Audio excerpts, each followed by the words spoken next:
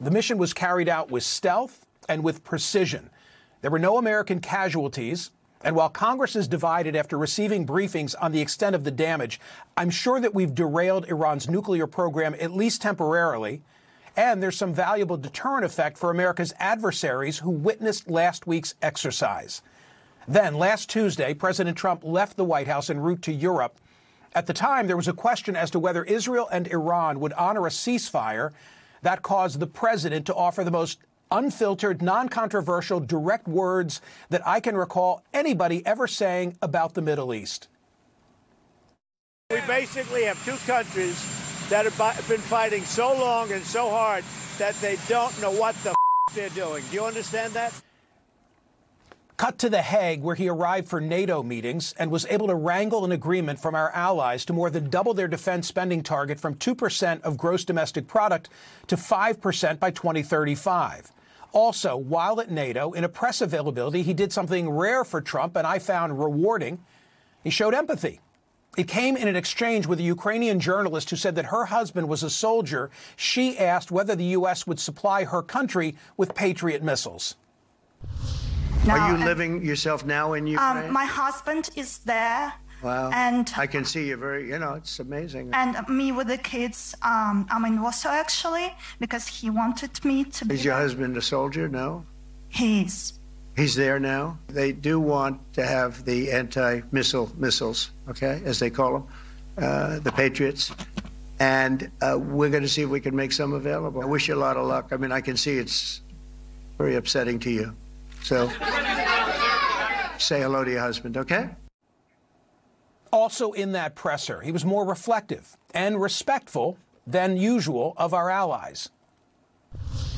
They want to protect their country, and they need the United States. And without the United States, it's not going to be the same. And I left here differently. I left here saying that these people really love their countries. It's not a ripoff, and we're here to help them protect their country. Back at home, Trump claimed that he's reached a trade deal with China and soon expects the same with India. Commerce Secretary Howard Lutnick told Bloomberg that the deal was signed earlier this week. China's Commerce Ministry said Friday the two sides had further confirmed the details of the framework. Of course, Trump's initial imposition of tariffs wreaked havoc on American markets back in the spring. But now the markets have rebounded and grown. The S&P 500, NASDAQ hit record highs just yesterday. And it's not just the stock market. Inflation, the great economic fear of recent times, seems to be tamed. The rate is now reported at 2.4%, down from a high of 7% just 4 years ago. Meanwhile, blue-collar workers have seen real wage growth of 1.7% in Trump's first 5 months. This is the largest such increase in nearly 3 generations. Notwithstanding its impact on our national debt, there's also hope among some that Trump's big, beautiful bill will give further financial relief to blue-collar workers, as well as create incentives to build more factories in the U.S. Some already see this happening. For instance, General Electric has just announced that it'll invest almost $500 million in moving production of washing machines from China to Kentucky. And then there's the border. Crossings have slowed to a trickle. According to CBP's May update, Southwest border encounters have fallen to about 282 a day, a drop of 93% from last year and the lowest since the early 1960s. Perhaps the loudest cheering for those border numbers is coming from America's Latino community, which might initially sound counterintuitive. On Thursday, Pew Research released an enormous data analysis of the 2024 election, which contained several surprises. High on that list, President Trump won a bigger percentage of the Latino vote than previously believed. Hillary Clinton had a 38% lead over Trump among Hispanics in 2016. Joe Biden beat Trump in this demo by 25 percentage points. Kamala Harris's margin among these same voters over Trump, just 3 points. Even more surprising, perhaps, Pew Research concludes that if everyone had voted in 2024, contrary to the widely held belief that higher turnout helps Democrats, Trump would still have won. The data show 44% of non-voters said that they would have gone for Trump compared to 40% of non-voters who would have gone for Harris. So if more had voted, his margin would have grown. Yesterday came a huge decision from the Supreme Court. The High Court declared that federal district judges exceeded their authority when issuing nationwide injunctions against Trump's executive order on birthright citizenship. This will, of course, strengthen executive power both for Trump and for his successors.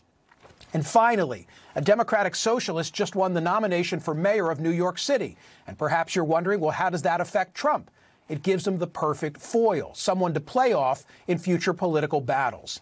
This morning's New York Post references campaign literature for Zohran Mamdani, which advocates for increased taxation for, quote, richer and whiter neighborhoods. Just imagine what Trump will do with that. Winning became a punchline that Trump's opponents used to lampoon him in his first administration. He was a political novice then, surrounded by a team with which he was unfamiliar, and he was probably as surprised as the rest of us were that he won the election. This time is different. This time he came with a plan and a cabinet with senior advisors comprised of loyalists all well known to the president. And recently, he's exhibited a more layered approach to governing on both the domestic and international front, no longer solely guided by winning each day's news cycle. By any objective measure, President Trump has his opponents on the run. Donald Trump's big week. He ordered strikes against Iran. A ceasefire between Tehran and Israel is holding. The stock market has rebounded from his Liberation Day chaos, and the S&P hit a record high. The American presidency also just fundamentally changed in favor of his worldview, one that makes him much more powerful. The Supreme Court limiting the ability of federal judges to stop Trump's executive orders in a huge win for his agenda. Now, that includes his effort to end birthright citizenship, which the justices left the door open to. Justice Sonia Sotomayor calls their decision a travesty for the rule of law, and an emboldened Trump calls it a big victory. So President Trump is taking a victory lap here, and he should, because this is exactly what they wanted. Notable, Justice Sotomayor says that the court essentially was asked to address this question, in part because the government didn't think that they could get what they wanted in terms of birthright citizenship. You know, why didn't they ask for complete stays of the injunctions, she asks? The answer is obvious. To get such relief, the government would have to show that the order is likely constitutional, an impossible task in light of the Constitution's text, history, this court's precedent, federal law, and executive branch practice. If that's what they were trying to do, then they were right. They won. Yes, this was a big, big Trump victory in the courts. And what basically it boils down to is the Supreme Court said that the lower federal district courts that were hearing all these lawsuits about getting injunctions against Trump policies that were potentially unconstitutional or illegal, that the courts could no longer issue these stop work on this whole thing until the lower courts decided if the Trump policy was good or bad. So the Supreme Court has now taken it away from the lower courts, and they've said to the courts, the only people you can issue an injunction for are the very plaintiffs that are in front of you on their particular issue. You cannot go around anymore and issue nationwide injunctions just because someone is complaining about a Trump policy. Now, the Supreme Court isn't ruling on whether or not Trump policies are legal or illegal. They're just saying, let's take it out of the hands of the court. Yeah, look, this is a great week for him, not just because of this ruling, but earlier in the week, the Supreme Court handed him the ruling on being able to deport illegal immigrants to third-party countries, essentially. So he's on a little bit of a winning streak in the courts right now. And you know what a lot of Republicans are saying is, nope, we're not tired of winning yet. This happened. The stock market's at a record high. He brokered the ceasefire in the 12-day war. Peace broke out between Rwanda and the Congo. I mean, gas prices are at a 4-year low for the summer. I mean, win after win after win. And this particular one is the most important because these individual judges had been, I think, unfairly stopping the president from governing. He won the election. They didn't. We don't have 600 presidents. We have one president. And now he's going to be able to actually govern. And so you could make an argument that this week or the last 2 weeks, the best week or 2 weeks of his entire presidency.